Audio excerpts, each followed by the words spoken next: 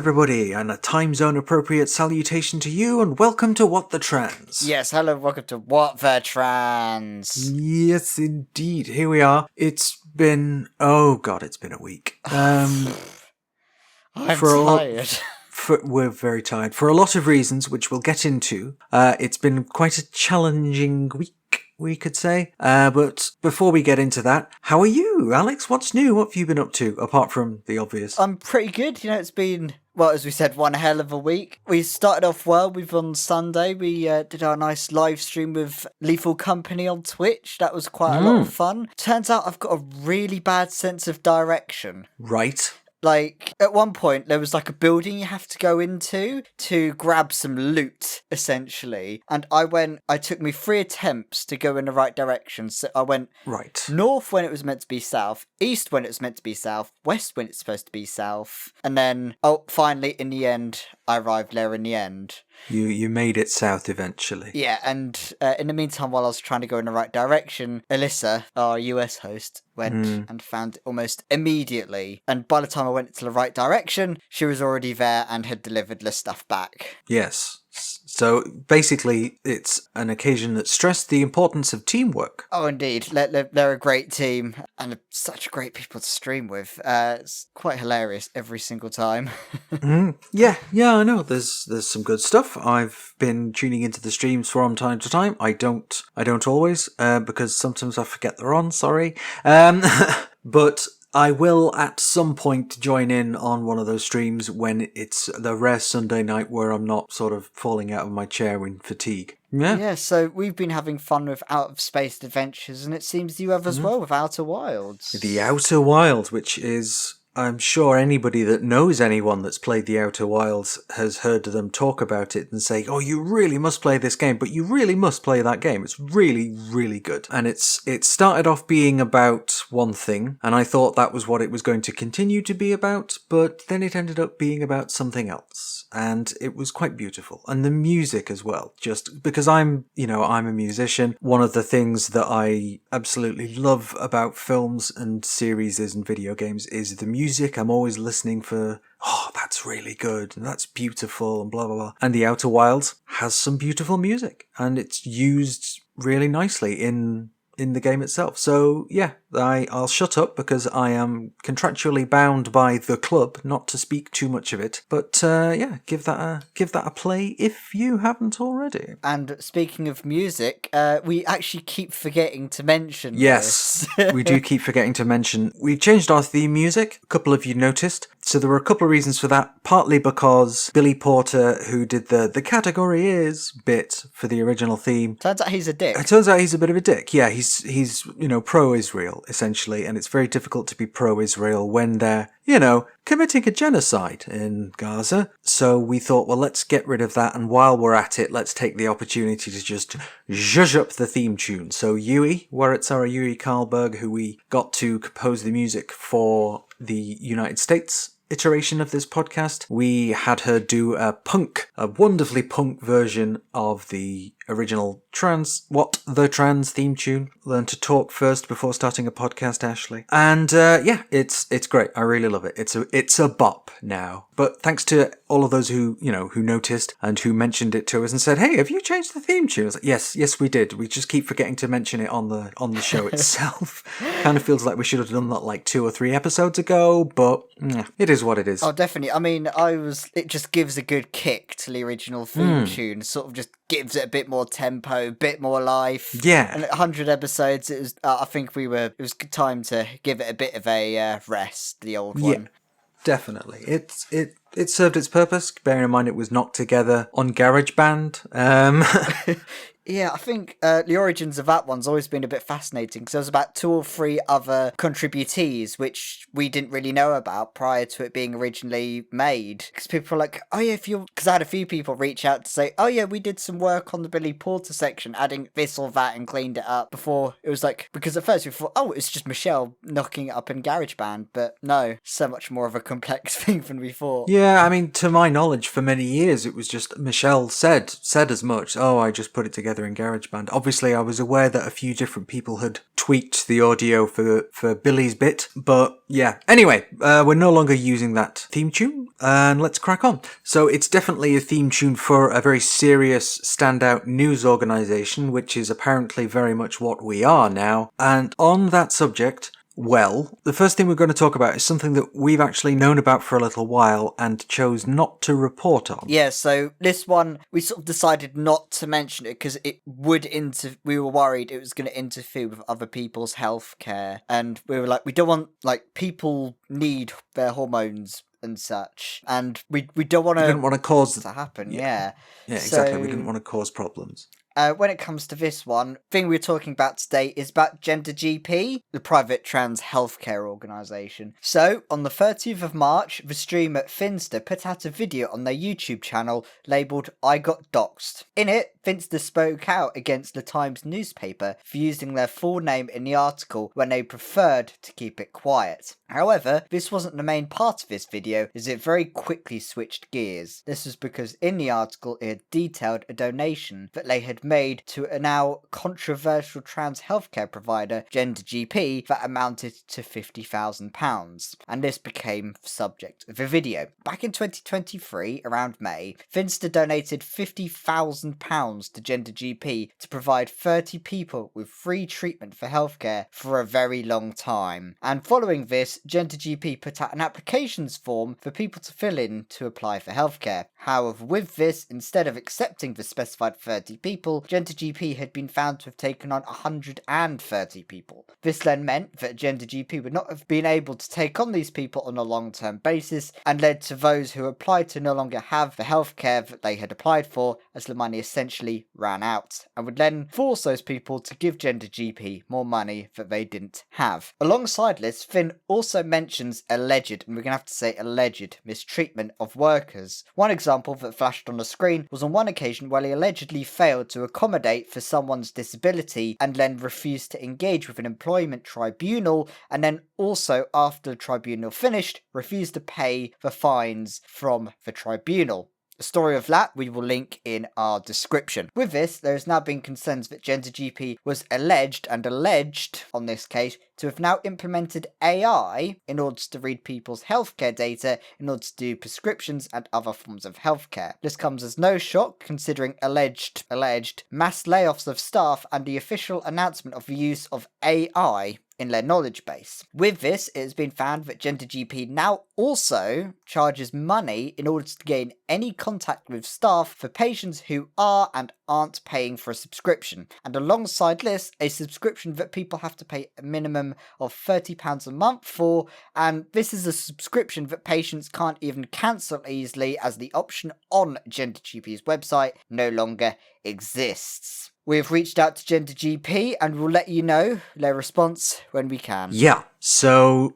this is not good. It's not very impressive. GenderGP are one of a very small number of private providers, covering the UK. And the fact that they've been acting like this, basically, in the name of providing trans people with healthcare, it's just kind of something about it that sticks in the craw, isn't there? Yeah.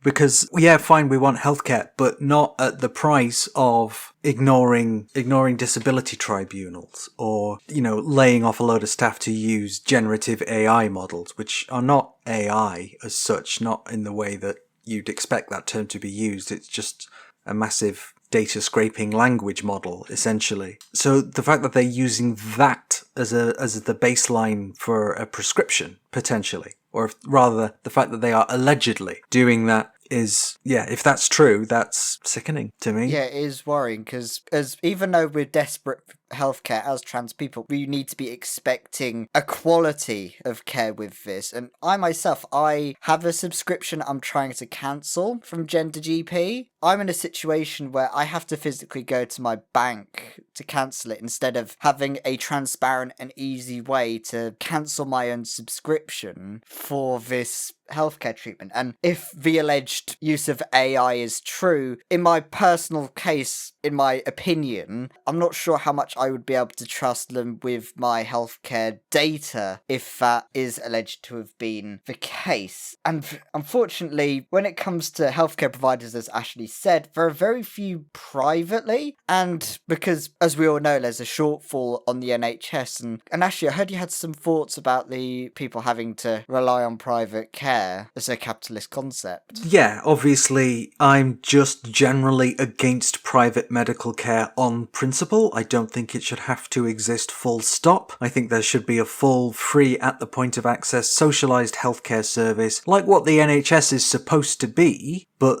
obviously the Tory government have spent their entire last 14 years they've had in power gutting and strip mining and underfunding the NHS till it's on the brink of collapse. So obviously then people are going to look at alternative methods, particularly trans people. And we're talking about a decade-long waiting time, right? For a first appointment now. But potentially, 5 to 10 years waiting just for a first appointment. Obviously, people are going to look at the options for going private, but we don't expect those options to be so immoral. Yeah, you'd expect a certain level of quality with your private care. Yeah, just because they're doing one good thing by providing healthcare to trans people, that doesn't mean they can get away with, this conduct of which they have been accused, particularly about the Disability Tribunal. That's very troubling. And full disclosure, Helen Weberly is someone that we have interviewed in the podcast in the past. So, yeah, and at that time this was a good few years ago now, but we were in support of GenderGP and their work and what they were doing, but now things are different. Yeah, very different. And the evidence we've just brought out there as well to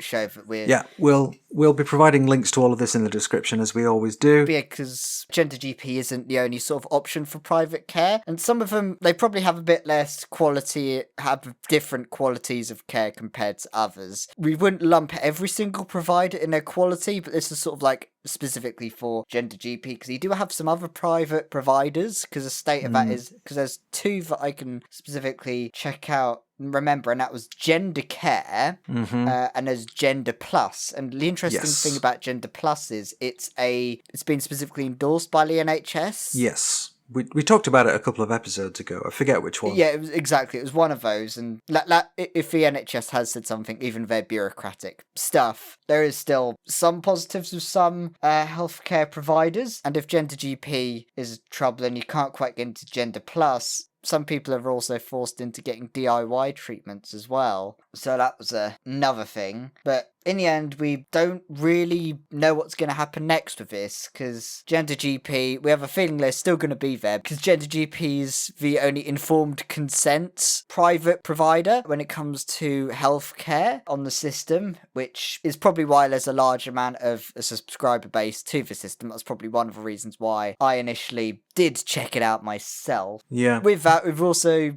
got the news from Finster in that video that they are also going to be looking into developing their own trans healthcare charity to provide trans people with healthcare, but also didn't want to go into too many details on that one. Yeah, we last talked about Gender Plus in episode 97, and that's a good move from Finster there, I think. I wonder, how much of their personal, earnings they've gotten from doing YouTube, how much of that opening up a trans healthcare charity, how much that would take. But I hope people support that, and I hope it has a better model of care than some of the other places we could mention, because we had our concerns about Gender Plus, didn't we, back in number 97? I've never really seen a trans charity like that in that sort of model, which I'm presuming what they meant in that video, of just straight up providing care. Yeah, indeed, because no one's had the resources to do that. There've been plenty of, charities and mutual aid groups which have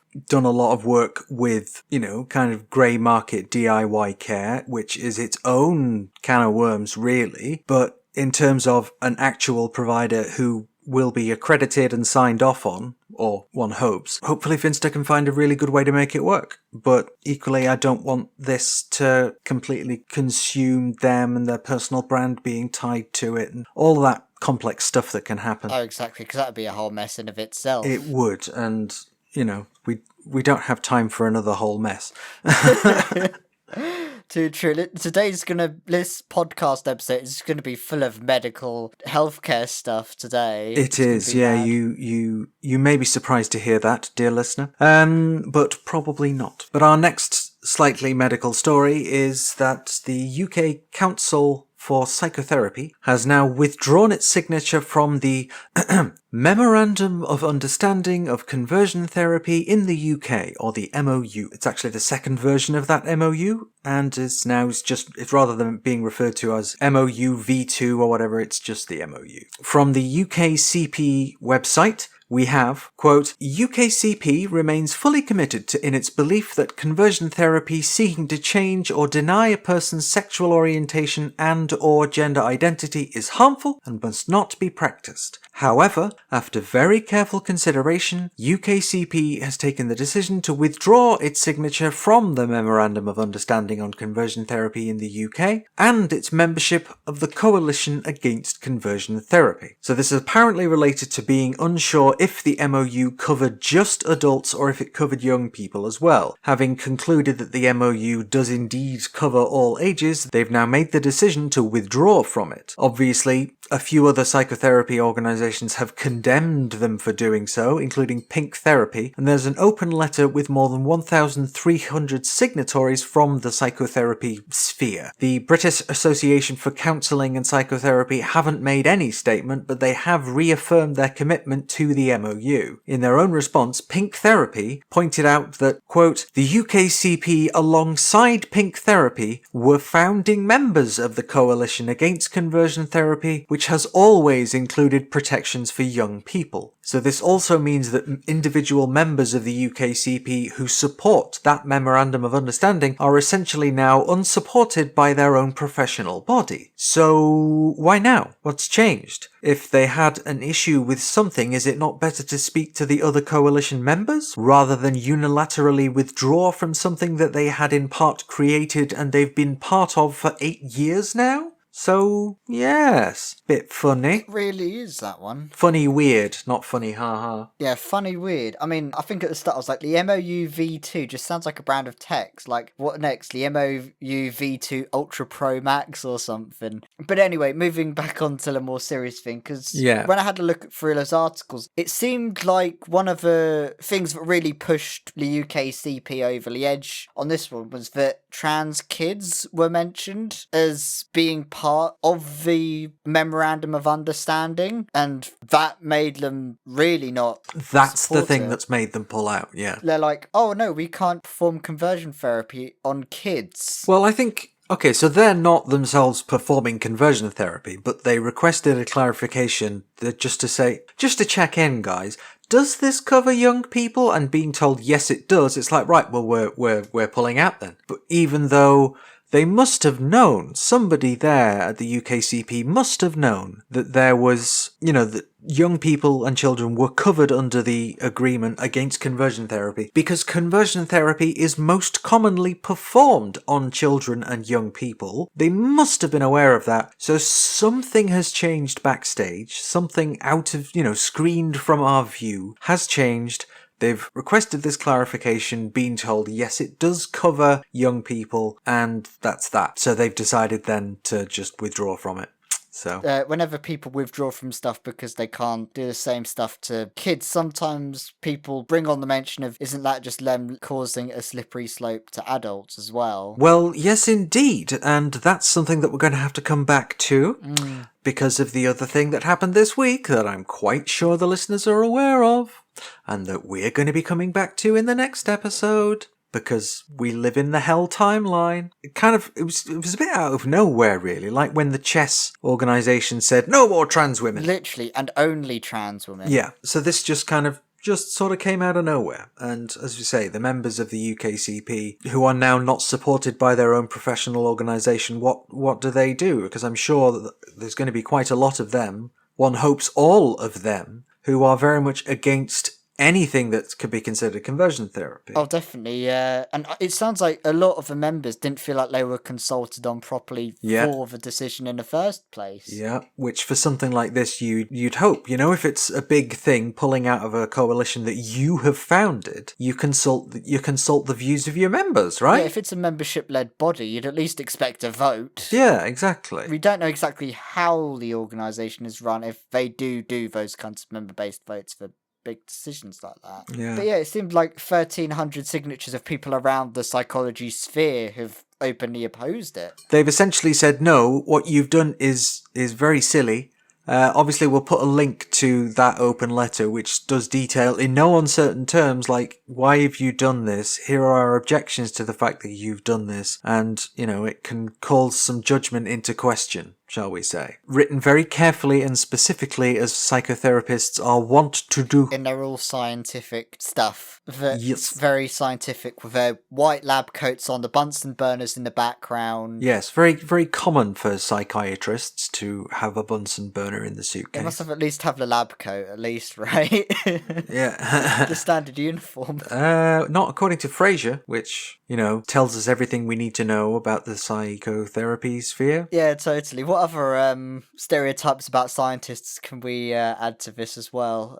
Big goggles, or... Yeah, frizzy hair, saying, I've got it! Yeah, exactly, just shouting, I've got it! And all of a sudden, you've got no eyebrows because of all those experiments that just blow up in your face. May have been a little bit sidetracked there. Yeah, so just completely blindsided me this, but with everything else, let's crack on. We're going to start with, basically, I wrote the majority of this story in the early part of this week before something happened, and I've titled it UK Trans Healthcare for Young People, and then earlier on this afternoon, I've gone in and written next to that, oh, past Ashleigh, my sweet summer child. Innocent, and unbeknownst to Ashleigh, some massive, just swinging arm just completely blindsided and knocked everything off. It's like, those total wipeout arms that just smash people as it goes past. But yeah, as you can see, a lot's happened, and you may have already heard there's been a commitment to open a new gender service for young people on the NHS to replace the Tavistock Clinic, which is to close after a great deal of criticism, only some of which was valid or warranted. The new service would consist of 2 regional hubs, one in London and one in the northwest,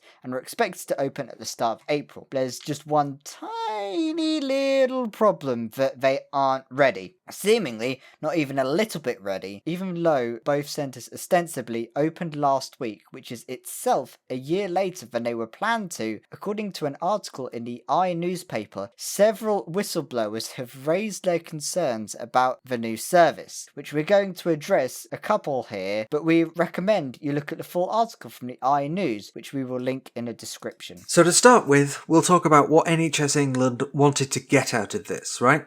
Compared with what young trans people want to get out of it. NHS England's goals are informed by the initial statements of the CAS review, the main bulk of which has only just been published. And according to their blurb, the NHS wants a multidisciplinary integrated approach to assessing and responding to an individual's needs. This would take into greater account the other issues patients might present with and adopt a more exploratory role with patients, according to the and we will come back to that. They also said that the clinical approach should be mindful that this may be a transient phase, which caused some concern about what mindset NHS England are bringing to the new service spec, although not as much concern as the CAS review did. I'm just going to pause here to say, take into greater account other issues patients might present with and adopt a more exploratory role with patients. Exploratory role makes me think of gender exploratory treatment, which is basically conversion therapy, or it's a way that a lot of gender critical people have started phrasing what is basically conversion therapy as gender exploratory therapy. And taking into greater account other issues patients might present with, that could be indicating saying, well, you're autistic, you can't possibly know yourself, we're not going to let you through for any treatment. Saying that, oh no, you're not trans, you just have ADHD, you're just autistic, you're just neurodivergent, therefore you are not allowed to also be trans. And the clinical approach should be more mindful that this may be a transient phase is ridiculous. A phase? Are you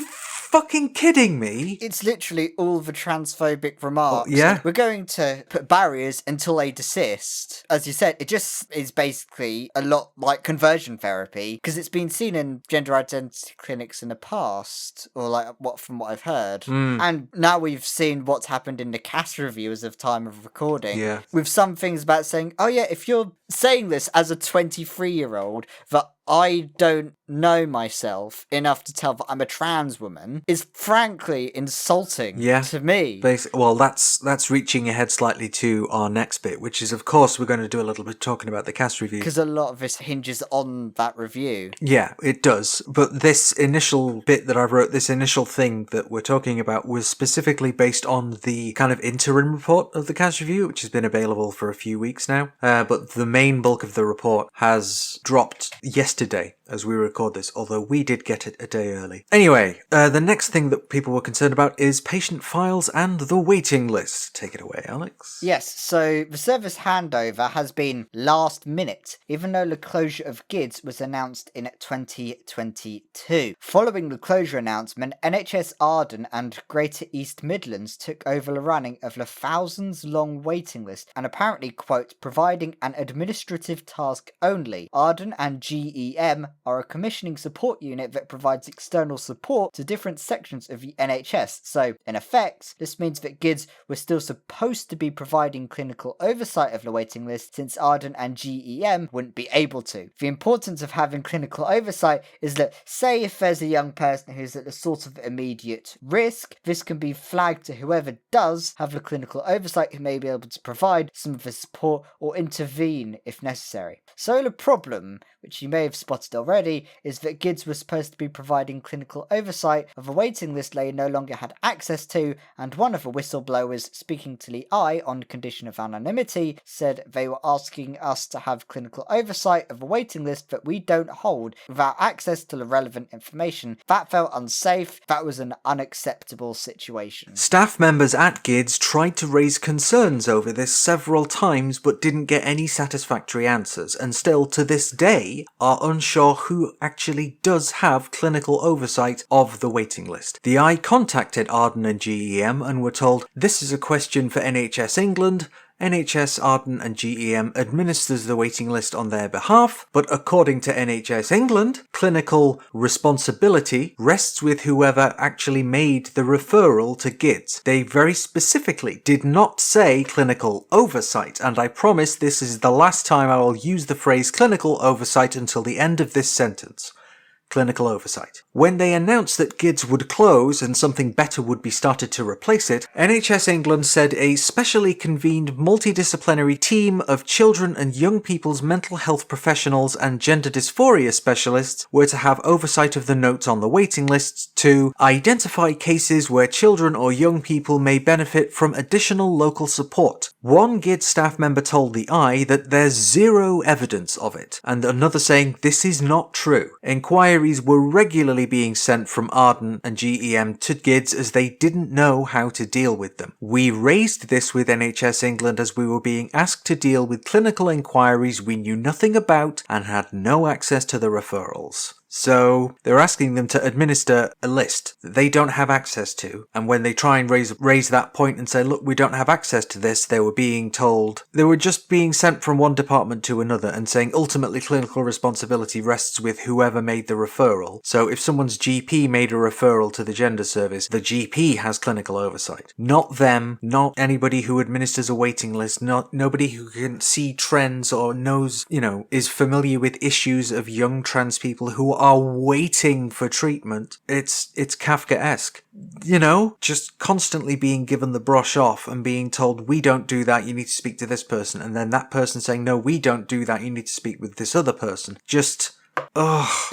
It's making the people who were trying to set the service up run around like headless chickens, trying to administer to patients, but then being led to nowhere. Even though the service spec says something, the complete opposite is happening. Yeah, exactly. What the service spec seems to say and what NHS England are saying is not what's happening. It's like disconnected from reality, and you have to wonder how deliberate that is, although given what we're about to talk about, I'm guessing very. Yeah, I'm starting to think it's very, because If you haven't heard this story in the past 2 days, you must have been living under a rock, as this has pretty much exploded. So, on the 10th of April, a long-awaited review into the care of trans kids was published. This review, named the CAS Review, went over the care of trans youth and what the care in the future should look like. The review has been controversial, and we are currently analysing the results and we'll be going into more detail in the next episode. But the overview of this one for us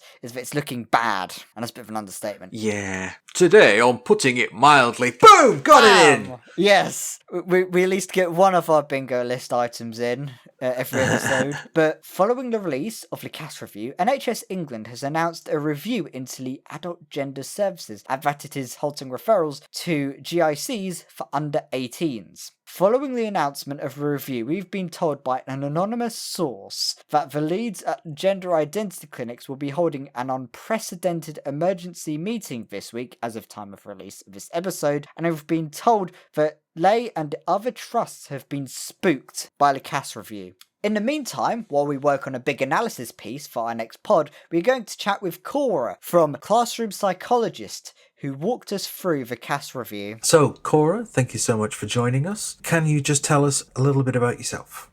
Hey, thanks for the invite. I'm Dr. Cora Sargent. I'm an educational psychologist by trade, so my job has been historically to help children, young people to be included in school, particularly those with special educational needs and disabilities. But more recently, I now work as the research director for the Educational Psychology Doctorate at the University of Southampton, where we run the EP Gender Research Group. Alongside my longtime friend and colleague, Dr. Sarah Wright, we help trainees to conduct their thesis research, their doctoral thesis research on the topic of gender diversity or on LGBTQIA2+ issues more broadly, right? And it's such fun to be able to contribute to the research, right? It's real fun. Yeah, it does, certainly sounds interesting, honestly. And I'd love to chat to you a little more about that. But we are here, of course, to talk about the CAS Review. Of course. Yay. Yeah, delightful stuff. So just to get started off, did you have many expectations from the review before it was released? I was expecting to be traumatized, I think is what I was expecting. I remember posting on the Transgender UK subreddit saying, listen, folk, I don't know what this is going to be, but I expect it will empower people online to be unkind. And in a sense, it really doesn't matter what it said, unless it was like unfalteringly affirmative to our community, which a lot of these kind of reviews are. But in the UK, I wasn't expecting it to be. And even if it was very middle of the road, I think it still would have empowered the kind of the unkindness online that, has been an adventure in the last few days.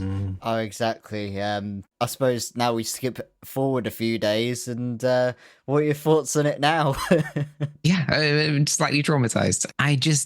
I'm in a sense not surprised and a little shocked all at the same time. I think, I've become numb to it over time. The kind of the negativity towards our community in this country in particular and in the US.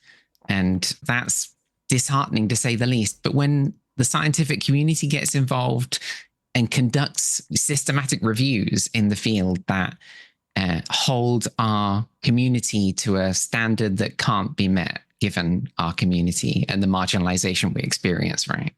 Because the marginalization we experience is replicated in the research. We're a small community. It's not as if the UK government or most governments have spent huge amounts of money on large-scale studies.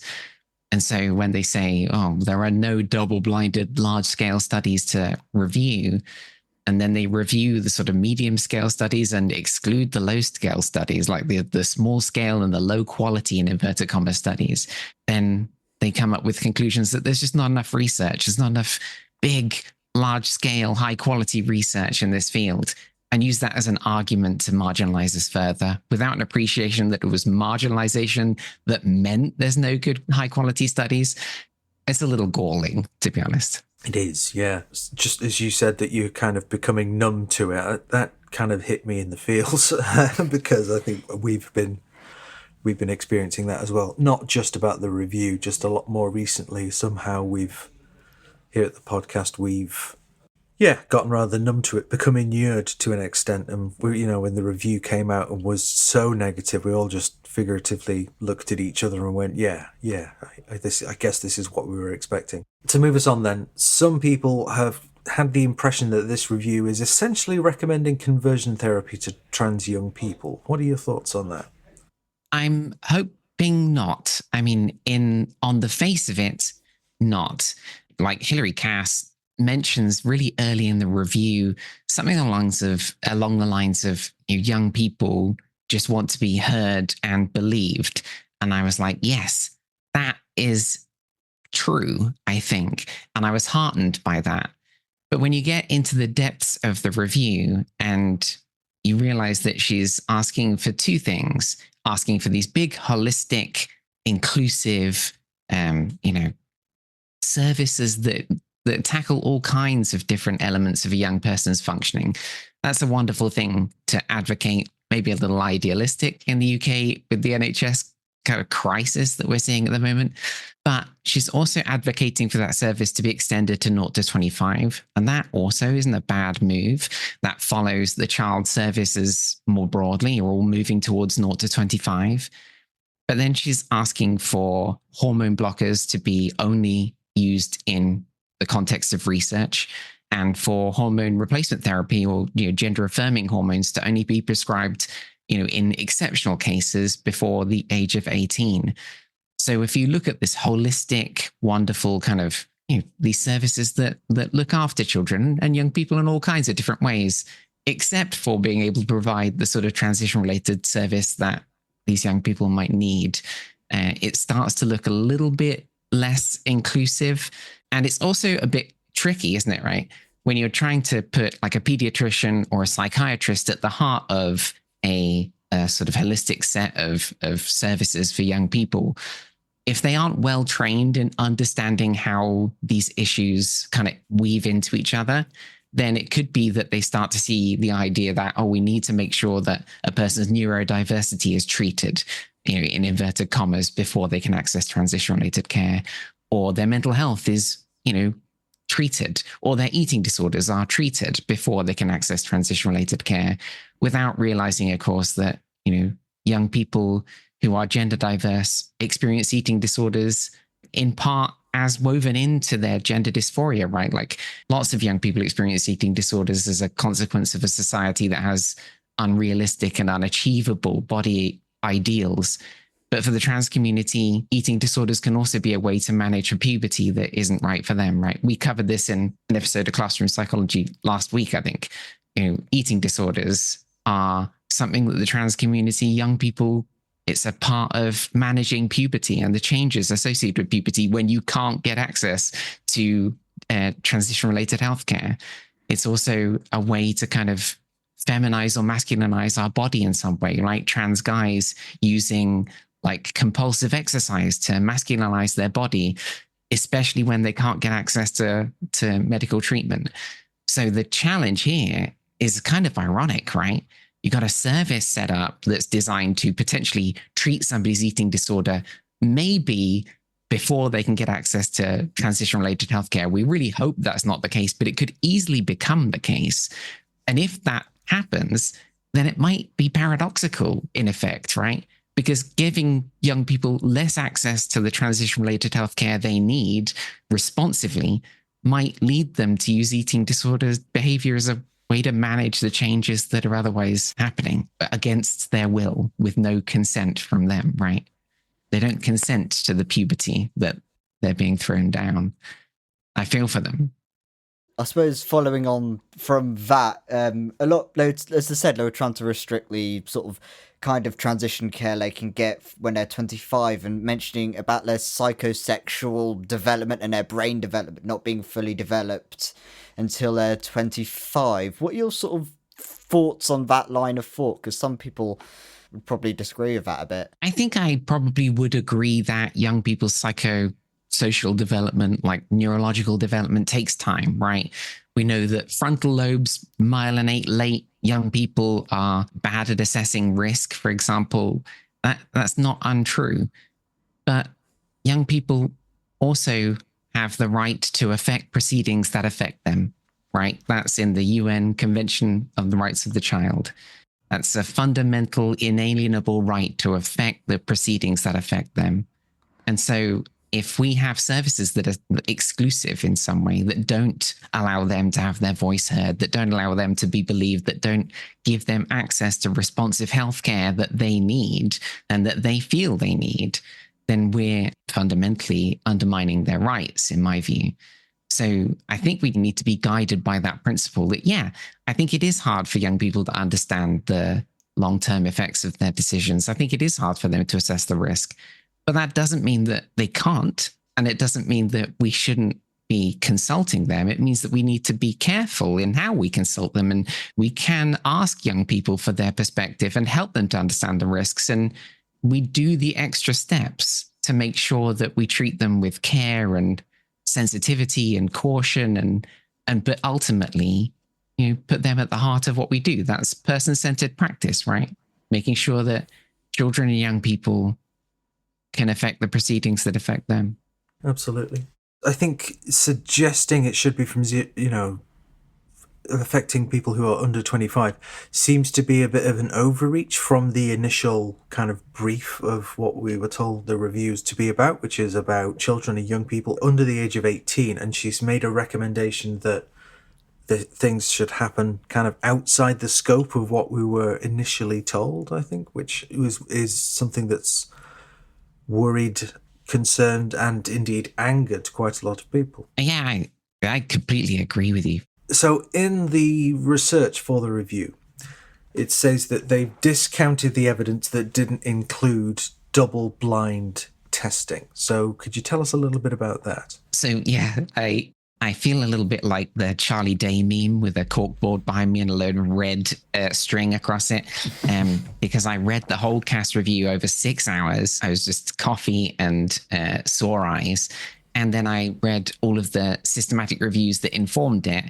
And then I went to the hormone replacement therapy one, particularly what they call cross-sex hormones, but gender-affirming hormone treatment. I looked at that one specifically and the psychological outcomes from that one specifically, because I'm a psychologist and that's what I'm interested in. And it's a good example of something that these systematic reviews have done. It's a little difficult to see what they have done is the first thing. You have to look quite carefully. It's often in the abstract where they will say only medium and high quality studies were synthesized, which essentially means what they have done is excluded the low quality studies. Now, it's really tricky to talk about low, medium, and high quality studies in this field generally, because like you say, blinding is one of the things that they look at to increase the score, which of course is very difficult to do when you're talking about either puberty blockers or gender affirming hormones. I don't know what you do with young people, just ask them not to look down for 2 years, I assume. So you can't really blind people to the effect of hormones. But also, the studies are small scale, generally speaking, in this field, and they're looking for large scale studies, which is a bizarre thing to do in a sense, because it's only a tiny population of people who are trans, right? It's only 0.5% of the population at most. And of those people, the vast minority of people access hormones in adolescence. There's this huge study in the US by Jack Turban and colleagues in 2022, 21,598 participants. Huge study in the US of trans adults from the ages of 18 all the way to 65 plus.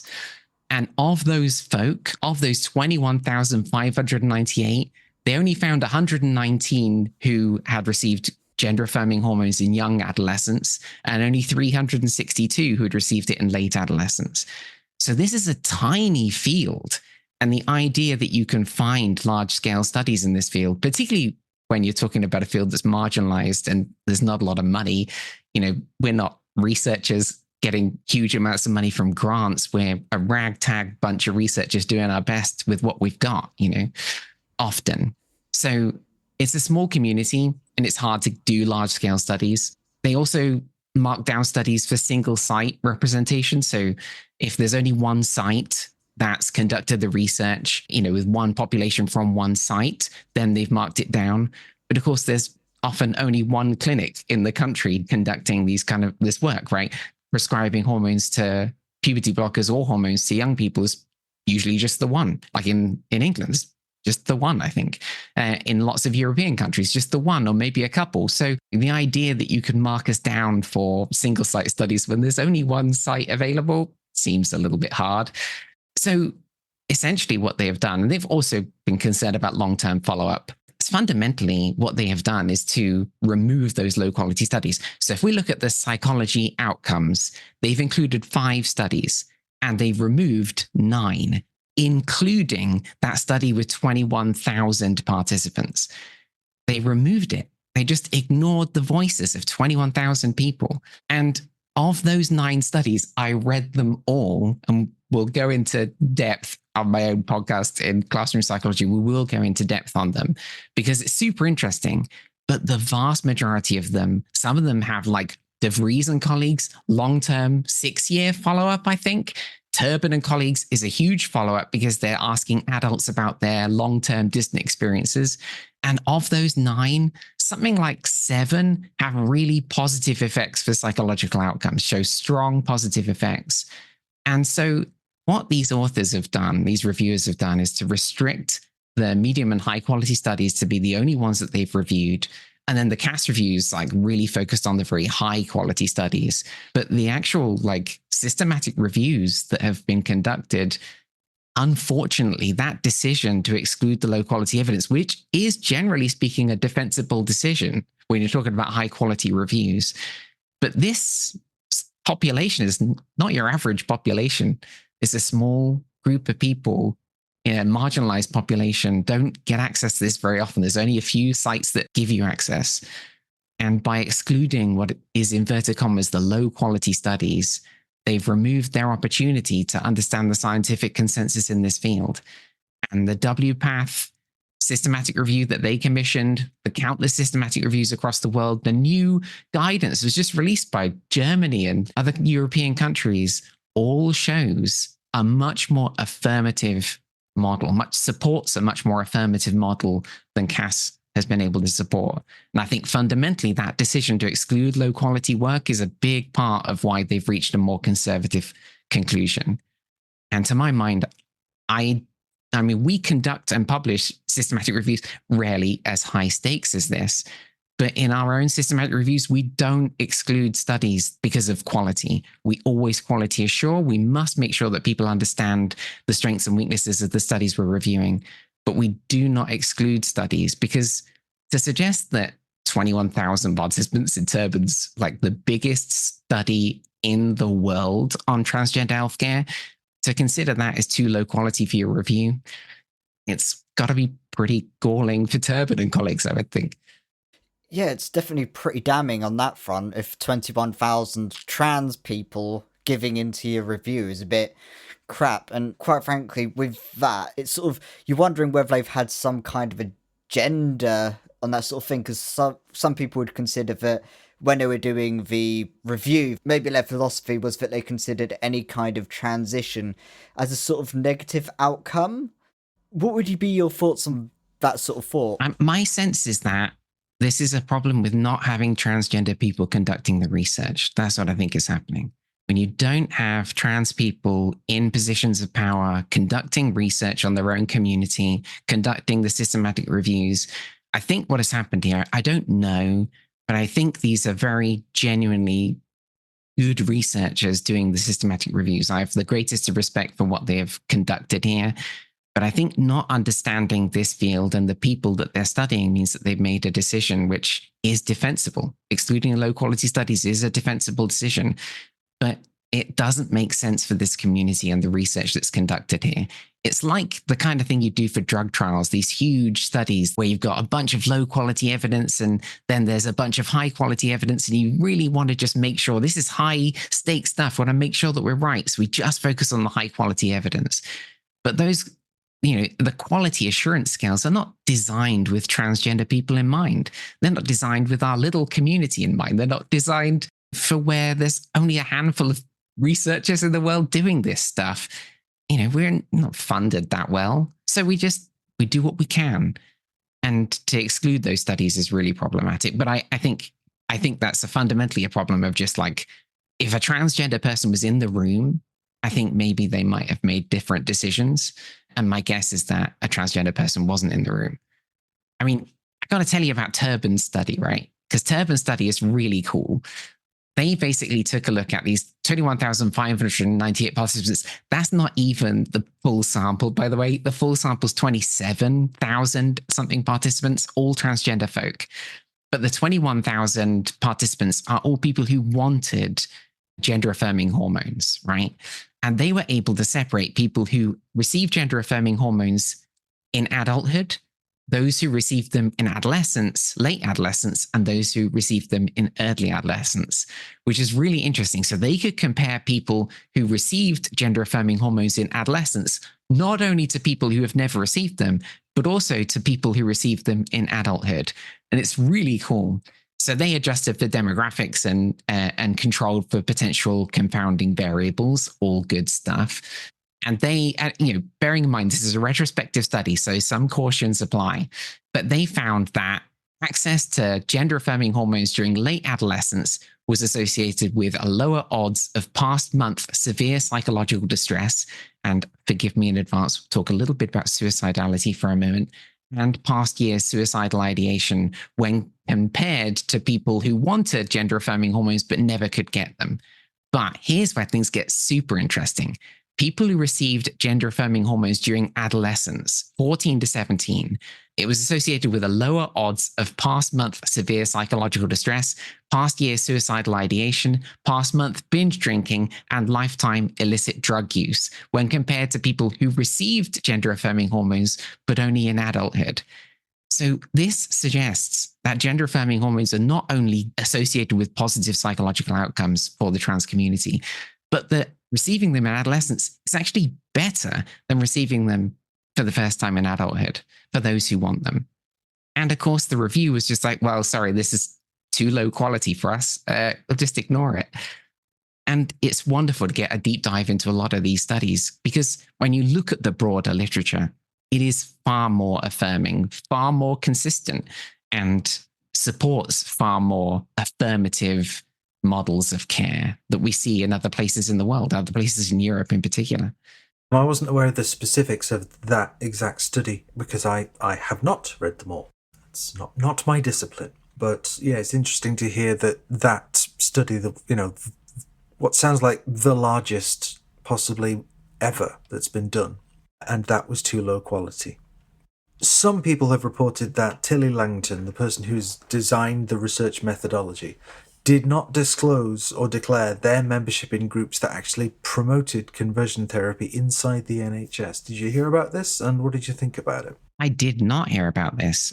That's super interesting. I mean, it's not something that we generally would declare. I mean, do declare conflicts of interest, and you do declare, particularly where money has changed hands. If you've been funded by a particular organization, you must declare that. Membership of a group, I don't know whether that's something you would generally declare, but it is interesting, right? Especially when the report is so focused on the impact of bias. Bias is super important, they say, right? We need to be careful of bias. We have to be careful. I mean, more than anything, we have to be careful of the bias of the researchers themselves, right? Not only in the research being studied, but also in the systematic reviewing taking place. We need to make sure that we're not, and in the review of the CAS review itself, it's very difficult to extract our own bias from those circumstances. But what can help?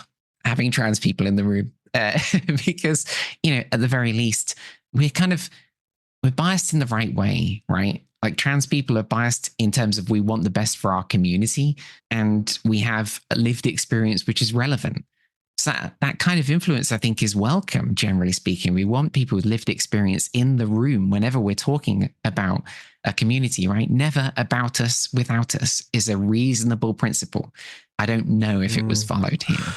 Indeed. So our next episode is going to be a real deep dive on the CAS review, because we'll have had more time to go over it. We're getting in touch with all sorts of different people from different disciplines, so we're hoping to get hold of and speak to people like Ruth Pierce. So there's going to be a real deeper dive on the CAS review for our next episode in a couple of weeks. So hopefully we will be able to talk a little bit about those connections between Tilly Langton and various other people involved in the study and the other things that they are involved with that maybe should have been declared as a conflict of interest. Yeah, we'll have to wait for that, but we do plan to talk about that more in the future. I was going to say, you can be sure I'll be listening. Maybe get you back on again, who knows? Yeah, and on the note of Tilly Langdon, we've also got our amazing consultation team who's also mapping out some of those connections as well, so they're going to be doing a fantastic piece on that. And I suppose that's all part of trying to challenge the report and trying to sort of fight against some of the things that we found. But I suppose one question we had was also like, how can other people fight this report to, prevent the harm that it could cause? I think it's a very good question. I think people do what trans people do in these circumstances, right? Find each other, surround yourself with the people who love you, and remember that you are here, you are valid, you are loved, and you are not alone. And bear in mind that the scientific community is out here. And I know that in these kind of circumstances, when people see a review like this and see the commentary in particular on a review like this, and I can imagine, I mean, it affected me, and I've been around the sun a few times, and I still feel it intensely. And I can only imagine what young folk out there seeing this must be feeling. But just know that, we are all out here. The scientific community is with you, and we are doing our best to conduct as strong research as we possibly can to amplify your voices.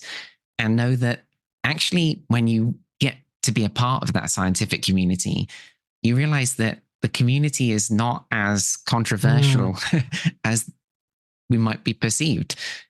Actually, people are behind you. We're in your corner, not because it's the right thing to do, although it is, but because the scientific consensus says that we should be. And that's our job. We come together, and hopefully we try and make a world where everyone can find a place to belong. Oh, exactly. As they say, science has a surprising liberal bias. Yes, the truth, interestingly, has a liberal bias. That was it, the truth. That's a term. But I think it's definitely worth pointing out that, there's going to be some listeners who just went when you said that you are not alone. But I mean it. You, listener, who just went when we said that. You're not alone. None of us are. Reach out. The community exists, and we love you.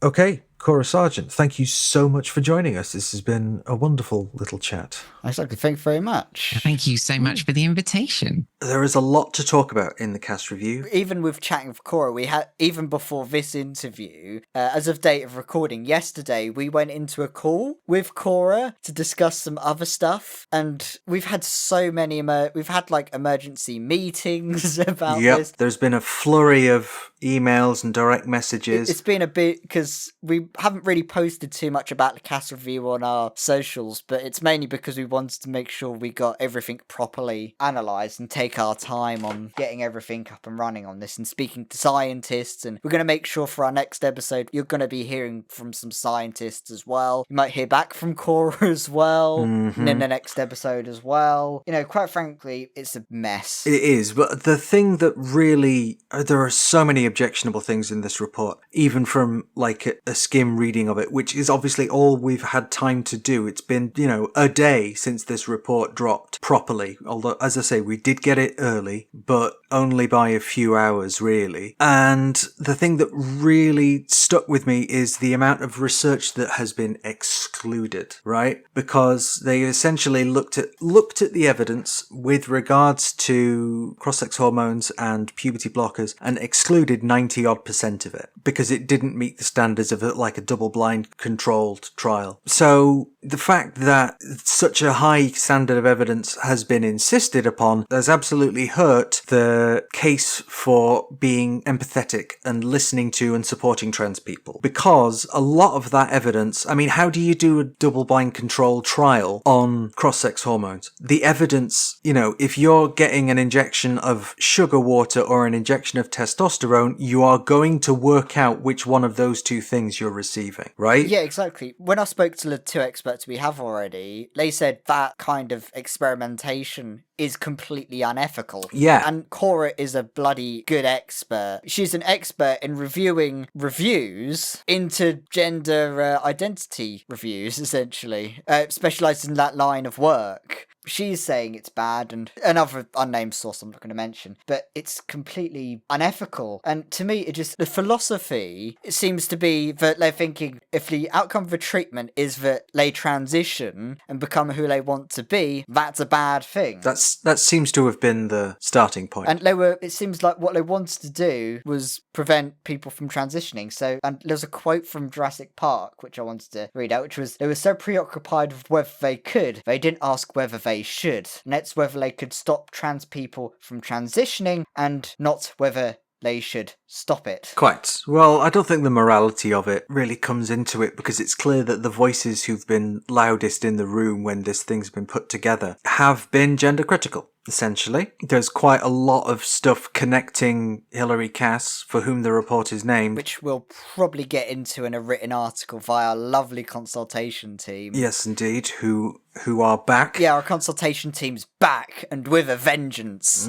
So we'll bring you lots more information about this. We've got some really good interviews lined up. We're going to have had time to really look through the entire thing, consider the ancillaries and, you know, the stuff that's on the side, and this might affect this and this is going to affect this. So we've got several really good interviewees lined up, and we're making inquiries for more. So the next episode is going to be very heavily focused on the cast review. It's probably going to be a long one. For this episode, we'll have to make do with that interview with Cora Sargent. But for now, I think that's it. That's the end of the episode. That's our show. Thank you so much for tuning in. We will be back in a couple of weeks. Obviously, you can hear from our wonderful American comrades next week, but we'll speak to you soon. And you can find What the Trans on our website, where we publish quite a lot of articles. There's going to be some stuff about the cast review on there in the coming days. You can obviously find us at twitter.com, x.com, or whatever it is now. We're on Threads, we're on Instagram, we're on Facebook, and we're on Patreon if you feel like you're able to support the, you know, quote-unquote work that we do here. Yeah, but thanks for listening, and goodbye. Bye. This episode of What the Trans was written and produced by Ashleigh Talbot and Alex Bedwell, with our wonderful theme music composed by Waritsara Yui Karlberg. We'd especially like to thank our Patreon producers, who are Alex T,